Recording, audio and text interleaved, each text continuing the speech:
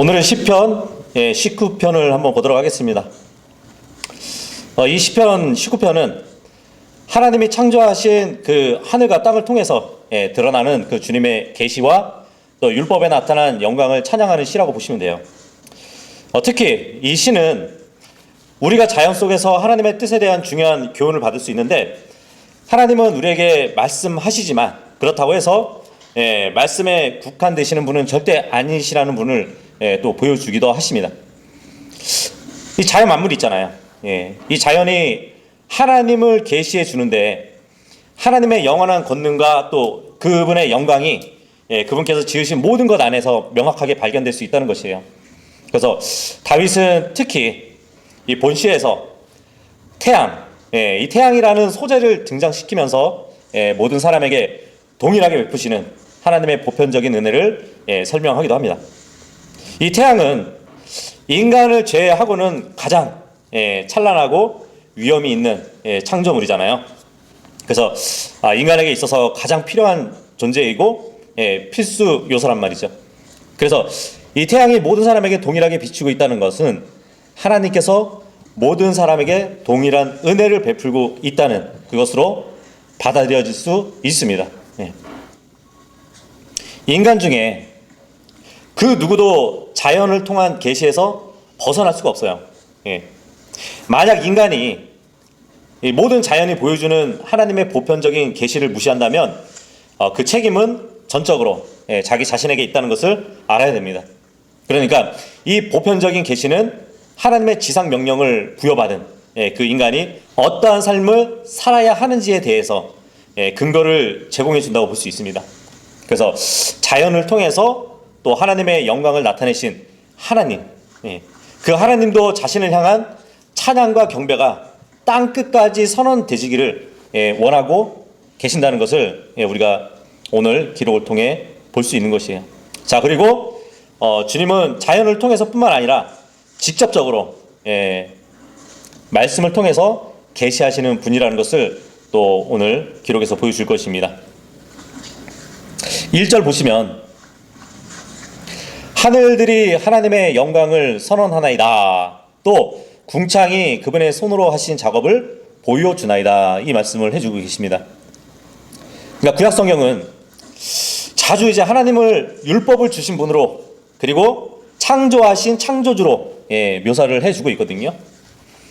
근데 이 시편의 1절 부분에서는 특히 이제 창조주로서의 하나님을 묘사하는 그 히브리어로 이제 엘 하면은 이제 하나님의 호칭이거든요. 그 하나님의 호칭을 사용하고 있어요. 이 엘이라는 단어는 하나님의 여러 칭호 중에서 하나님의 능력을 나타내는 칭호라고 보시면 돼요. 그래서 시편 19편은 그 창조주 하나님이 다윗 당시에 정말 이교도들이 숭배했던 하늘들과 또 온 땅의 모든 피조물들을 친히 창조하신 하나님이시라는 것을 강조해주고 있어요. 그러니까 당시에 이교적인 신앙과 또 종교에 대해서 반박하는 시라고 우리는 또 볼 수 있습니다. 그래서 1절 같은 경우는 하나님은 이 세상의 모든 것을 만드신 창조주 하나님이심을 선언하고 있는 것이에요. 자, 그리고 하늘들과 궁창이 지금 의인화된 것을 볼 수 있거든요. 성경에서 자연 만물이 의인화된 경우들은 많이 찾아볼 수는 있어요. 뭐 시편 50편이나 97편을 가서 보면은 이 하늘이 의인화되기도 하고요. 욥기 38장에 가서 보시면은 새벽별이 또 의인화되는 것을 볼 수 있습니다. 뭐 이사야서 55장에 가시면 언덕, 뭐 나무들, 그런 것들이 의인화로 표현되기도 하고요. 그리고 시편 148편이나 욥기 12절에 보면은 일반적인 자연들이 의인화되어서 표현되기도 한다는 것이죠. 그런데 지금 여기서 1절에 보면 하늘들과 궁창이 선언한다고 합니다. 그리고 나타내고자 하는 것은 하나님의 영광이라고 말씀해주고 있어요. 이것은 뭐 하나님의 창조 사역을 말하는 것이에요. 다시 말하면 질서정연하고 아름다운 하늘, 이것이 그냥 아무렇게나 우연히 형성된 것이 아니라 최고의 건축가이신 하나님에 의해서 창조된 것이라는 것을 공공연히 찬양하고 있다는 말씀입니다. 창세기 1장 8절에 보면 무슨 말씀이 있죠? 하나님께서 궁창을 하늘이라고 부르셨다는 말씀이 있어요. 네. 그런데 본 시편에서 하늘들과 궁창은 동요로 볼 수 있는데 굳이 구분하자면 새가 날아다니는 첫째 하늘이 있고요. 그리고 해, 달, 별이 있는 둘째 하늘이 있습니다. 그리고 사도 바울이 복음사역 기간에 다녀왔던 하나님이 계신 셋째 하늘까지를 포함한다면 궁창은 첫째와 둘째 하늘까지라고 볼 수 있어요. 네. 그래서 시편 40편 22절에 보면은 이런 말씀이 있습니다. 땅의 원형 위에 앉아 계시는 이가 그분이시니 그곳의 거주자들은 풀무치들 같도다. 그분께서 하늘들을 막같이 펼치시고 그 안에 거할 천막같이 그것들을 펴시는도다. 예, 이 말씀이 있거든요. 땅의 원형 위에 앉아 계시대요, 주님은. 여기서 땅의 원은 바로 궁창을 말씀해주고 있는 것입니다. 돔처럼 형성된 그 둥근 하늘 위에 주님이 앉아 계신다는 말이거든요. 뭐 정확히 말씀드리자면 이 돔의 형태로 있는 그 하늘 위에는 물층이 있어요. 근데 그 물층 위에는 표면이 얼어 있습니다. 그러니까 돔형으로 있는 하늘 위에 물층, 그 물층 위에 수정 같은 바다 위 셋째 하늘이 있거든요. 그 셋째 하늘에 주님이 좌정하고 계시다는 것을 이사야서 40장 22절에 알려주시는 것이에요. 시편 8편 3절에 보면은 주님은 자신의 손가락으로 하늘들을 만드셨다고 그렇게 기록을 하십니다. 손가락으로 하늘들을 만드셨대요. 물론 시적인 표현이죠. 근데 시편 33편 6절에 보면은 주님은 하늘들을 말씀으로 만드셨다고 기록을 하고 있어요. 자, 그렇다면은 주님이 손가락으로 하늘들을 만드셨다, 이 말은 결국은 말씀으로 만드셨다고 해석을 해주고 계시는 거죠. 신명기 9장 10절에 보면은 주님께서 모세에게 두 돌판을 주실 때 보면은 그 내용, 십계명은 하나님의 손가락으로 쓰신 것이라고 기록이 되어 있어요. 자, 그렇다면 그 십계명의 글은 주님의 호흡으로 나오는 그 말씀으로 주셨다고 또 우리는 볼 수 있겠죠. 그 손가락이 주님의 말씀으로 해석을 해주고 있으니까 시편에. 어쨌든 주님의 손가락으로 하늘들을 만드셨으니 그 하늘들은 누구의 것일까요? 시편 115편 16절에 보면 그 하늘들은 주님의 것이라고 기록이 되어 있습니다. 자, 그러면 하늘들은 창조물인 것이죠. 그러면 그 창조물은 자기를 만드신 분에게 무엇을 해야 될까요? 시편 148편 4절에 보면 하늘들은 주님을 찬양하라고 기록이 되어 있습니다. 자, 2절 보시면 낮은 낮에게 연설하고 밤은 밤에게 지식을 보이나이다. 이게 무슨 말일까요? 결국에 하늘은 낮과 밤의 모든 장면을 통해서 하나님의 영광을 나타내고 있다는 것이에요. 그리고 연설하다, 이 말이 있고 지금 보이나이다, 이 말씀을 쓰고 있거든요. 모두 이제 분사형이에요. 그러니까 중단 없이 계속적인 행위를 지금 말해주고 있는 것이거든요. 그러니까 하늘의 선언 활동은 창조 이래로 계속되고 있다는 것을 암시해주고 있는 것이에요. 그리고 밤이 밤에게 지식을 보인다는 것도 창조 이래로 계속되고 있다는 것을 말씀해주고 있는 것입니다. 자, 낮은 낮에게 연설한대요. 이게 무슨 말씀일까요? 시편 136편 8절에 보면은 이런 말씀이 있습니다. 낮을 통하여 다스리는 해를 만드신 분께 감사들을 드리라. 이는 그분의 자비가 영원토록 지속되기 때문이라. 그러니까 이렇게 낮은 낮에게 주님의 자비가 영원토록 지속되는 것을 연설해야 된다는 것이에요. 보통 이제 신학적으로 자연 은총 또는 뭐 일반 은총이라는 용어가 있어요. 그러니까 창조주 하나님께서 이 하늘과 자연 만물을 창조하실 때 거기에 하나님의 능력과 신성을 두셔가지고 그것을 통해서 누구든지 하나님의 존재를 어느 정도 알 수 있게 해둔 은총이라는 뜻이에요. 낮에 볼 수 있는 하늘에는 무엇이 있죠? 태양이 있죠. 구원을 받았든지 받지 않았든지 누구에게나 주시는 선물이에요. 그런데 사람들은 그 해를 보고 창조주를 생각해야 되는 것이에요. 로마서 1장 20절에 보면 이는 세상의 창조 때부터 그분께 속한 보이지 않는 것들이 분명 보유였기 때문이니 심지어 그분의 영존하는 권능과 신격까지도 만들어진 것들에 의하여 이해되었도다. 그러므로 그들에게 변명거리는 없느니라. 이 말씀을 하고 계십니다. 누구든지 하나님을 알 수 없다는 그 핑계를 댈 수 없다는 얘기예요.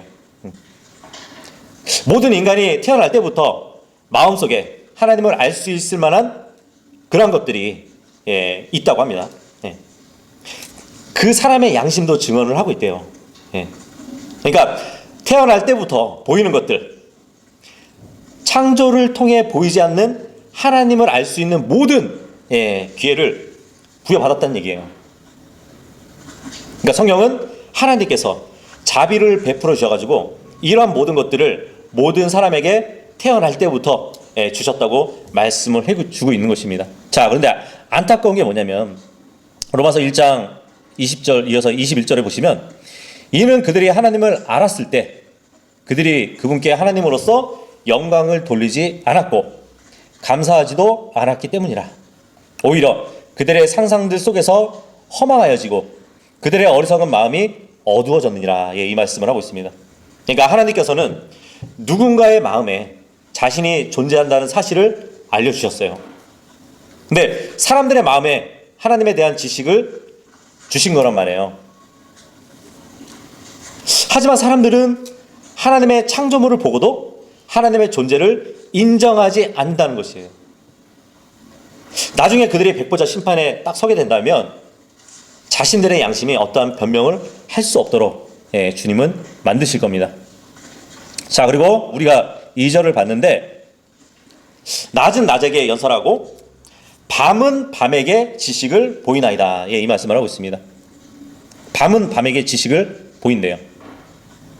시편 136편 9절을 보면 이런 말씀이 있습니다. 밤을 통하여 다스리는 달과 별들을 만드신 분께 감사들을 드리라. 이는 그분의 자비가 영원토록 지속되기 때문이라. 이렇게 밤은 밤에게 하늘의 광명체들, 달, 별들을 두셔서 그 광명체로 날을 나누기도 하시고 계절을 알기도 하시고 그리고 해, 그러니까 한 연도를 또 구분해 주시기도 하시고 또 표적을 만들어 놓으셨다는 것을 보이시는 것이에요.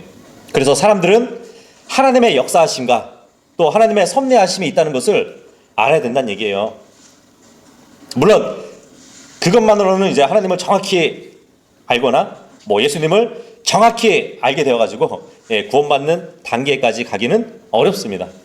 그러니까 다시 말하면 아무리 별만을 연구하는 사람들이라 할지라도 창조주가 있음을 시인할 수는 있지만 자신들의 혼의 구원을 위해서는 하나님의 말씀의 도움을 받아야 되는 것이에요.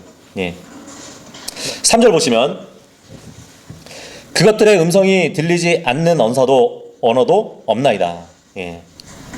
하나님이 만드신 이 자연 만물의 창조물들은 음성이 있지도 않아요. 어떤 언사도 없고 언어도 없다고 합니다. 1절에 보시면 하늘들이 하나님의 영광을 선언한다고 기록을 하고 있잖아요. 그리고 2절 보시면 낮은 낮에게 연설을 한다고 말씀을 해주신단 말이죠. 좀 역설적이죠. 음성도 없고 언사도 없고 언어도 없는데 어떻게 연설을 하고 어떻게 선언을 할 수 있을까요? 그래서 이 3절의 말씀은 하늘의 언사나 언어는 없지만 인간이 들을 수 있는 음성도 아니지만 그럼에도 계시가 된다는 얘기예요. 그럼에도 선언이 된다는 말씀입니다. 낮이나 밤이나 보여지는 주님의 창조물들의 소리는 우리 귀로 듣는 것이 아니라 눈으로 들을 수 있는 음성이라는 시적 표현을 하고 있다는 것을 보여주는 것이에요. 4절 보시면 그것들의 어구가 온 땅에 걸쳐 나갔고 그것들의 말들은 세상의 끝에 다다랐나이다. 그것들 안에 그분께서 태양을 위한 장막을 세우셨나이다. 예. 그렇죠. 온 땅에 걸쳐가지고 모든 사람들은 주님의 창조물을 보게 되는 것이에요. 창조물들이 직접 들리는 소리를 내지 않더라도 그것을 보는 사람들에게는 그들이 선언하는 것을 눈으로 들을 수 있는 것이에요. 시적으로 표현하자면 4절에 보니까 그것들 안에 그분께서 태양을 위한 장막을 세우셨다고 기록이 되어 있거든요. 우리 아까 살펴본 말씀 다시 이사야서 40장 22절을 보시잖아요. 땅의 원형 위에 앉아 계시는 이가 그분이시니 이 말씀을 하고 있단 말이죠. 그러면서 하늘들을 막같이 펼치시고 그 안에 거할 천막같이 그것들을 펴시는도다 이 말씀을 해주신단 말이에요. 주님은 하늘을 천막처럼 펼치셨다는 그 말씀을 해주고 계십니다. 그런데 그 천막의 모형이 원형이라고 말씀해주고 있는 것이에요. 일반 사람들이 알고 있듯이 푸른 대기가 둥근 지구를 공처럼 감싸는 그 모양이 아니라 땅 위에 사는 사람들이 위를 쳐다보면 천막처럼 둘러진 그 하늘을 주님이 펴셨다는 말씀을 지금 해주고 계시는 거란 말이죠. 자, 그리고 본문을 보니까 태양을 위해서 장막을 세우셨다고 하는데 여러 광채 중에서 이제 태양이 어떻게 보면 대표격이기 때문에 그렇게 표현하는 것이지만 사실 그 하늘의 장막 안에는 태양을 비롯해서 달과 별도 있습니다. 자, 우리가 아모서서 9장 6절로 가셔가지고 저 하늘의 모양을 한번 보도록 할게요. 아모서서 9장 6절 보시면 어떤 말씀이냐면 하늘 안에 자신의 층들을 짓고 땅 안에 자신의 군부대를 설립한 이요 바다의 물들을 불러내고 그것들을 땅의 표면 위에 쏟아붓는 이가 그니라 주가 그의 이름이라. 이 말씀을 하고 있습니다. 자신들의 층들. 그러니까 하나님은 하늘을 만드실 때 여러 층으로 만드셨다는 것을 지금 말해주고 있는 것이에요. 자, 그리고 이어서 땅 안에 자신의 군부대를 설립한 이요 이렇게 말씀하십니다. 여기서 이제 군부대, 이 군부대는 투룹이라는 단어인데 군대를 뜻하기도 하지만 이 투룹이라는 단어는 무엇을 묶는다는 것을 의미하기도 해요. 그래서 땅 안에 자신들의 군부대를 설립했다는 것은 어떤 분들은 이 별들을 얘기하는 것이다. 그렇게 말씀하시는 분들도 있는데 자, 여기서 이 투룹이라는 단어를 잘 기억을 해야 됩니다.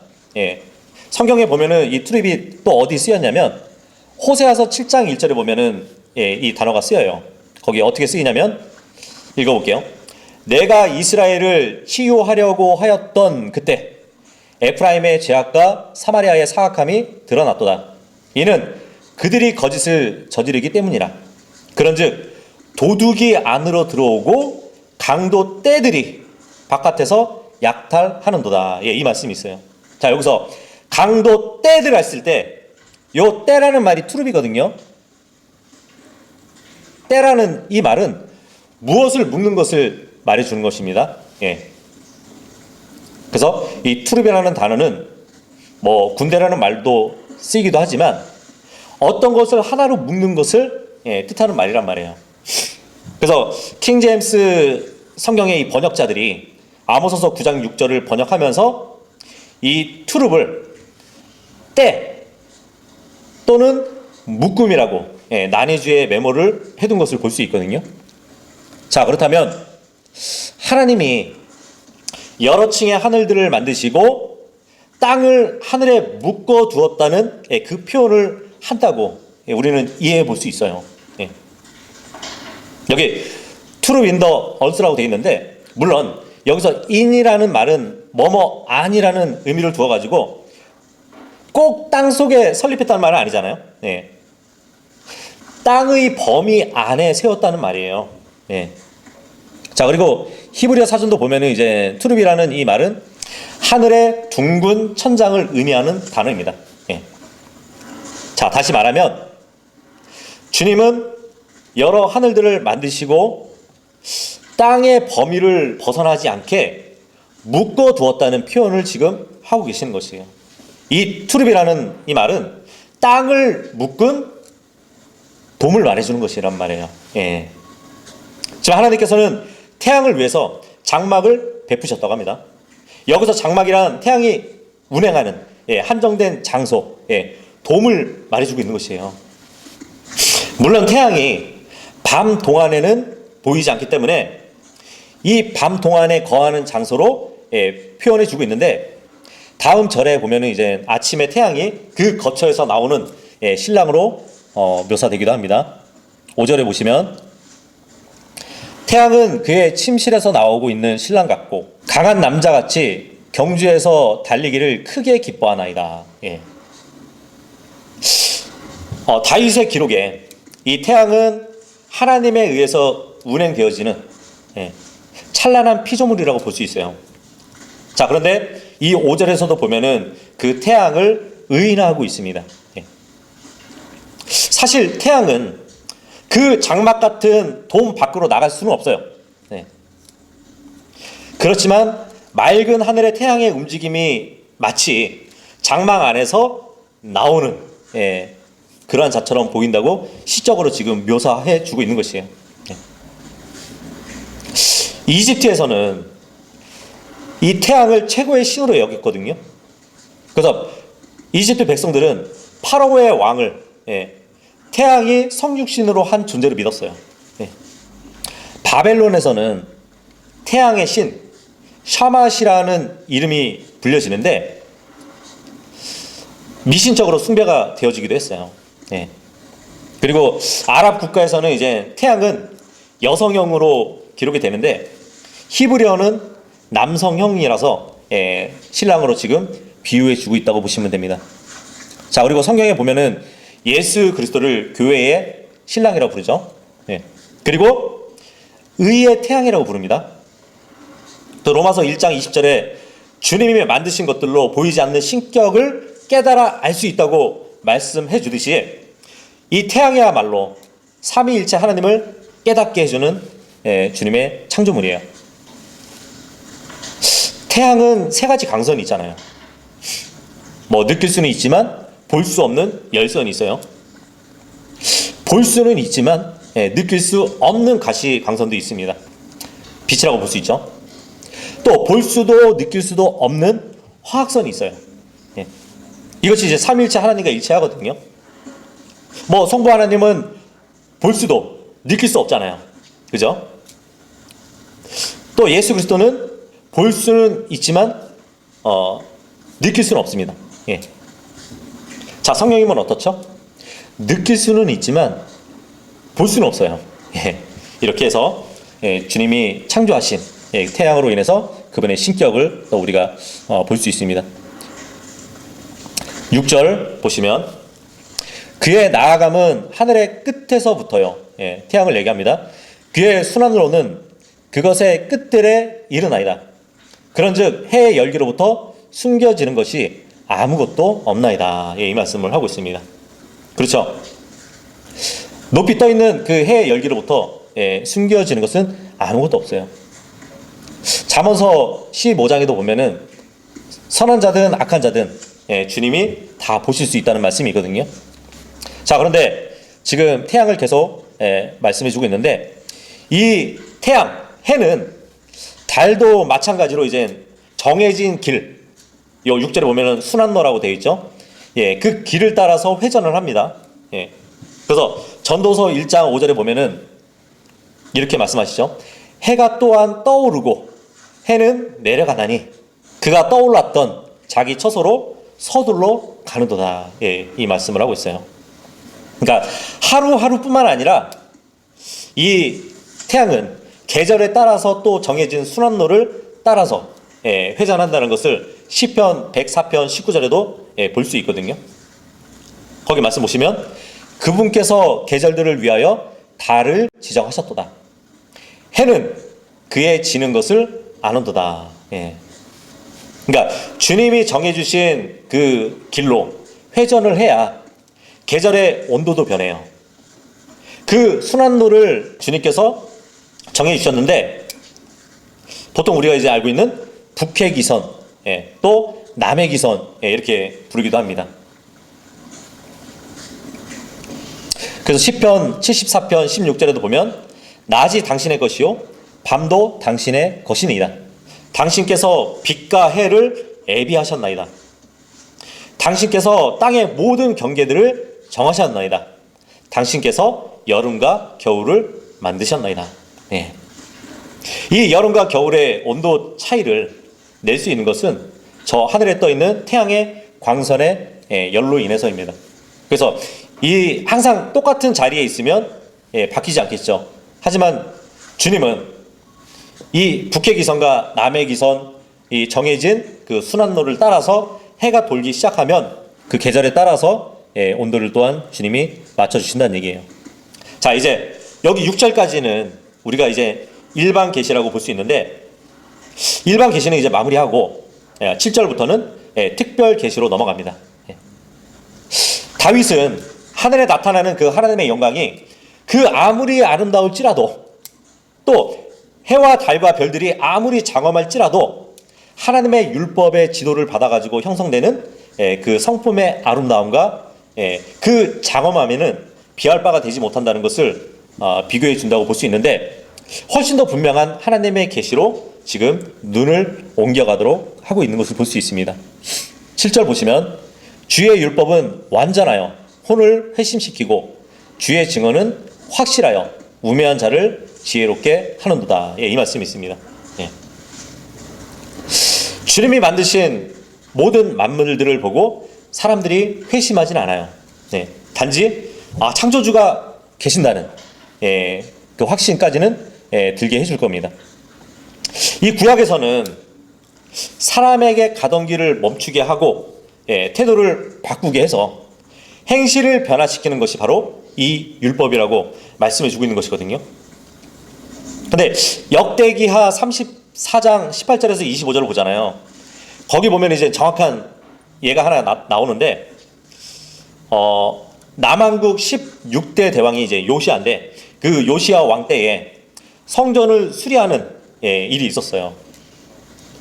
그 하나님의 성전을 수리하는 사역을 감당했던 자가 누구냐면 대제사장 hilkiah였거든요.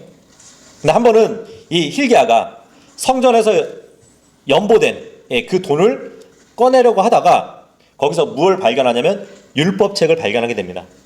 그래서 이 hilkiah가 서기관 사반한테 그 사실을 알려요. 결국 왕께 보고를 하게 됩니다.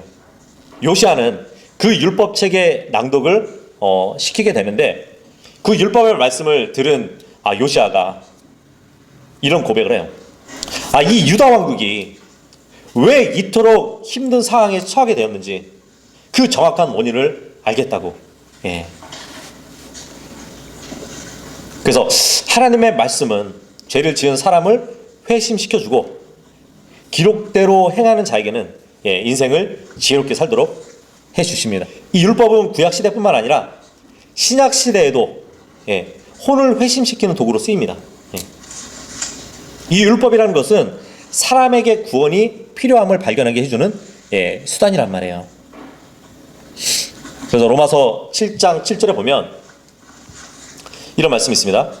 그렇다면 우리가 무슨 말을 하겠느냐? 율법이 죄냐? 하나님께서 금하시기를 바라노라. 아니니라. 율법에 의하지 않고는 내가 죄를 몰랐으리라. 이는 너는 탐내지 말지니라 하고 율법이 말하지 아니하였다면 내가 정욕을 몰랐을 것이기 때문이라. 그러나 명령에 의하여 계기를 잡은 죄가 내 안에서 온갖 불의의 욕구를 야기하였느니라. 이는 율법이 없이는 죄가 죽었기 때문이라. 이는 한때 내가 율법 없이 살아 있었으나 명령이 왔을 때 죄가 되살아나서 나는 죽었기 때문이라. 그래서 이 율법은 자신의 행위가 죄라는 것을 알려줘요. 마치 거울과 같은 것이에요. 그래서 죄라는 것은 율법을 범하는 것이라고 요한일서 3장 4절에도 말씀해주고 있거든요. 만약 자신이 죄인이라는 것을 인지하면 그 율법은 그를 구원자 그리스도께로 인도하는 지도 선생의 역할을 하게 되는 것이에요. 자, 이어서 보겠습니다. 8절. 주의 규례들은 의로워서 마음을 크게 기쁘게 하고 주의 명령은 순수하여 두 눈을 밝게 하는도다. 예. 이 주의 규례들은 의롭대요. 의로우신 하나님이 정해 주신 거잖아요. 또 마음을 크게 기뻐한다고 합니다. 예. 여기서 이제 규례 했을 때는 이 영어가 스태추스거든요. 창세기 26장에서도 아브라함과 관련해서 처음 언급이 되긴 하는데 이제 출애굽기, 레위기, 신명기에서 많이 언급돼요. 예. 근데 이 규례는 기준으로 세워놓은 법령들을 말해주고 있습니다. 예. 그래서 이 규례라는 이 말은, 이 스태추스는 스태추라는 조각상이라는 그 단어에서 유래가 됐어요. 보통 조각상을 딱 세워놓고 감상을 하잖아요. 그런 것처럼 세워놓고 보는 법령이라고 보시면 됩니다. 예. 근데 하나님의 규례는 너무 엄격한 것도 아니에요. 예. 맑은 양심을 가진 사람들은 그 규례들로 인해서 기뻐한다고 말씀해주고 있단 말이죠. 우리가 이 시편을 읽었을 때 4절에 보면은 태양을 언급하는 말씀을 봤는데 이 주의 규례들은 의롭다고 그랬죠. 예. 주님은 말라기서 4장 2절에 보면은 태양을 의로운 태양, 의의 태양이라고 부르고 있다는 사실이에요. 자, 그리고 주의 규례들은 마음을 크게 기쁘게 한다고 말씀해주고 있는데 태양은 빛을 주죠. 그래서 잠언서 15장 30절에 보면은 두 눈의 빛은 마음을 크게 기쁘게 한다고 기록이 되어 있습니다. 그래서 주님의 규례들과 태양에 또 이렇게 비슷한 점을 볼 수 있는데 어쨌든 주님의 명령은 굉장히 순수하셔가지고 두 눈을 밝게 한다고 본문에 지금 말씀해주고 있어요. 규례가 세워지게 되면 성도는 그것을 지키라는 명령을 받습니다. 근데 그것을 지킬 때 이제 두 가지 사실을 알 수 있게 되는 게 뭐냐면 첫 번째는 그 주님의 명령은 순수하다는 것이에요. 그리고 둘째로는 그 명령을 지키면 두 눈에 조명을 받는다는 것이에요. 두 눈을 밝게 해주신다는 이 말씀이 뭐냐면 시편 119편 18절의 말씀처럼 제가 당신의 법에서 나오는 경이로운 것들을 볼 수 있도록 당신께서는 저의 두 눈을 열어주소서, 이 말씀이 있거든요. 두 눈을 밝게 한다는 것은 두 눈이 열린다는 말이에요. 그래서 저의 두 눈을 열어주소서 하는 이 시편의 말씀의 그 기도의 결과가 130절에 기록이 되는데 당신의 말씀들이 들어오면 빛을 주나니 그것이 우매한 자들에게 명철을 주나이다. 이 말씀을 해주고 계십니다. 그러니까 주님의 말씀들이 들어오면 두 눈을 밝게 해준다는 그 표현이라는 것이에요.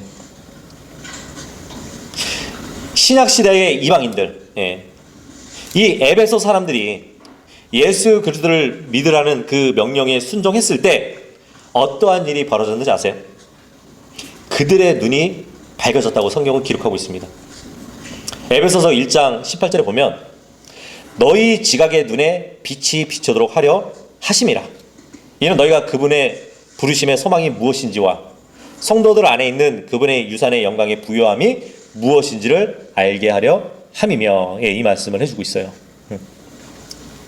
구약 때에 하나님의 명령을 받아들이면 눈을 밝게 해주신다는 그 말씀처럼 신약에 와서 예수 그리스도를 믿고 순종하면은 지각의 눈을 열어주신다는 말씀을 해주고 있는 것이에요.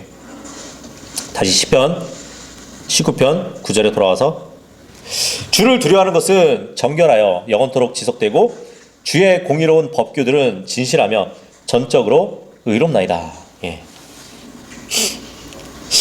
보통 사람들이 죄를 짓는 이유 중 하나가 뭐냐면 주님을 두려워하지 않기 때문이에요. 그래서 이 정결함이 지속되려면 주님의 명령을 들어야 돼요. 그래야 주를 두려워하는 마음이 지속되기 때문이에요. 주님의 공의로운 그 법규들은 정말 진실한데 의로운데 이것은 온 땅의 심판자께서 분명히 창세기 18장 25절의 말씀대로 의롭게 심판하실 것이 또 따라오게 됩니다. 예. 그래서 주님을 두려워하지 않는 자들이 죄를 짓게 된다면 결과적으로 주님의 의로운 심판이 있을 것이라는 것을 우리는 잘 알아야 됩니다. 10절 보시면 그것들은 금보다 진정 많은 정금보다 더 흠모되어야 하며 꿀과 벌집보다 더 달콤하나이다. 예. 주님의 법규, 주님의 말씀은 금보다 더 흠모되어야 된대요. 여기서 다윗은 이제 율법의 가치를 찬양하고 있거든요. 금 하면은 사람들 사이에서 가치가 매우 큰 물건이잖아요. 그죠? 매우 귀하게 여김을 받잖아요. 하지만 하나님의 말씀을 따라가면서 얻어지는 그 영적 부유함은 이같이 물질적인 재물보다 훨씬 더 가치가 있다는 것을 말해주고 있는 것이에요. 그래서 그 어떤 값어치보다 주님의 말씀이 흠모되어야 한다는 그 말씀을 해주고 있는 것입니다. 그리고 본문에서는 지금 주의 말씀을 꿀이라고 표현을 하고 있죠. 조금 아까 읽었지만 8절에 보면은 주님의 이 말씀은 두 눈을 밝게 해준다고 그랬잖아요. 그런데 주님의 말씀은 꿀과 같대요. 사무엘상 14장 27절에 보잖아요. 거기 보면은 이제 사울이 모든 사람들한테 금식을 명령했는데 그 아들 요나단은 그 명령을 듣지 못하고 산에서 이제 벌집을 발견해서 꿀을 먹는 장면이 나오거든요. 근데 요나단이 꿀을 집어 먹었을 때 그의 눈이 밝아졌다는 말을 해주고 있습니다. 마찬가지로 말씀으로 인해서 두 눈이 밝아지는 것은 곧 꿀을 집어 먹었을 때 눈이 밝아진가 같은데 그 꿀을 말씀에 적용해서 보여주고 있는 것이에요. 11절 더욱이 당신의 종이 그것들에 의하여 경고를 받나이다. 또한 그것들을 지킴으로써 위대한 보상이 있나이다. 이 말씀을 하고 있습니다. 율법의 교훈적 기능을 지금 보여주고 있는데 율법은 하나님과의 언약 관계를 계속 유지할 수 있는 가장 올바른 길을 제시해주는 말씀이에요. 거기에다가 심판받아 마땅한 행위들을 경고해주기도 하고요. 그 성도에게 근신하도록 만들어줍니다.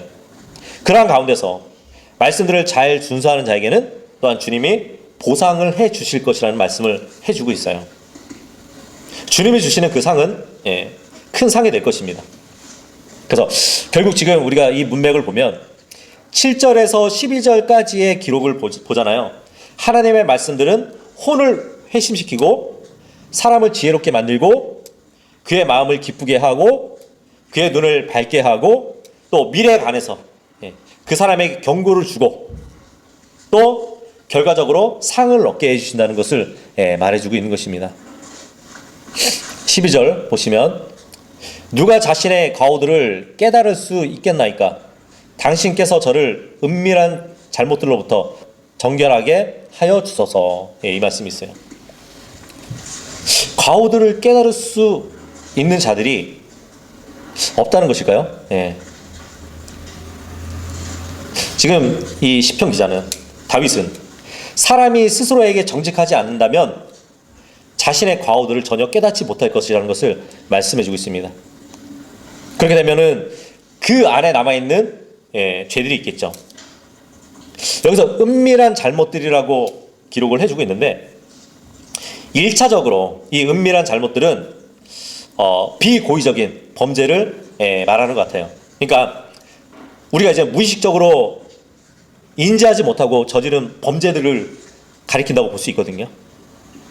그러함에도 불구하고 이러한 종류의 죄가 작은 것으로 보여지고 쉽게 발견되지 않는 종류의 죄라고 치부할 수는 있지만 다윗은 하나님의 말씀 안에서 이러한 은밀한 잘못들을 들춰낼 수 있고 깨달을 수 있고 회개할 수 있다는 것을 지금 말해주고 있는 것입니다.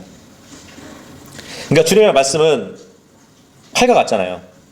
몸 안에 암세포가 있다면은 주님의 이 말씀의 겁으로 도려내서 없애주는 것이에요. 그러니까 보통 사람들은 이 암이라는 병을 뒤늦게 발견하는 사람들은 나중에 이제 고치지 못할 정도로 이 암세포가 조금씩 커져 나갈 때 인지하지 못하는 것처럼 우리도 죄를 지을 때 인지하지 못하고 짓는 죄들이 있다면 그냥 대수롭지 않게 생각하고 있다면 결국 그것들이 커져서 그 자신을 망쳐버릴 수 있거든요. 그렇기 때문에 주님의 말씀을 늘 가까이 하고 묵상하게 되면은 자신이 생각지 못한 그 일을 다시 되짚어서 발견하게 되고 그거에 대해서 회개할 수 있는 것이에요.